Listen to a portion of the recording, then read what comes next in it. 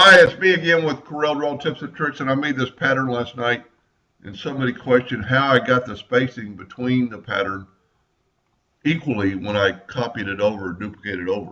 Well, that's very easy. Just use your parallel dimension tool, and it'll actually, if you've got Snap to Object on, take your parallel dimension tool and measure from that edge to that edge, and you've got 0.02. So this cube is 0.25 by 0.25.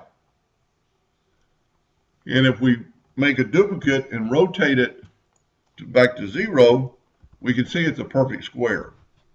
So to duplicate this, Control D and duplicate it, first we need to set our nudge distance on 0.02.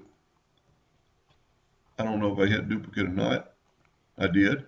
And then just hit the nudge, your right arrow key, and then you can actually put this one back to 0, and you've got that pattern. Now you can do it that way, or you can do it this way. It's 0.25 plus 0.02. So we need to nudge it 0.27. So let's change our nudge to 0.27. Control D and make a duplicate and nudge it over, and we got our space.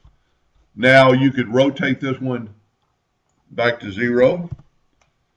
Take this, and now it's 0.52 plus 0.02 would be 0.54. 0.54. Control D and make a duplicate and move it over. I don't find that helpful because you're going to keep adding. It's just easier to me to keep your nudge distance on 0.02.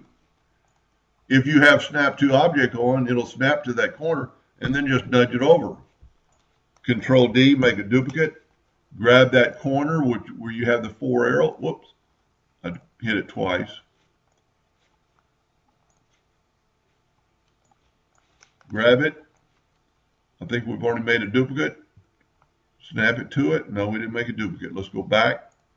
Control D, make a duplicate.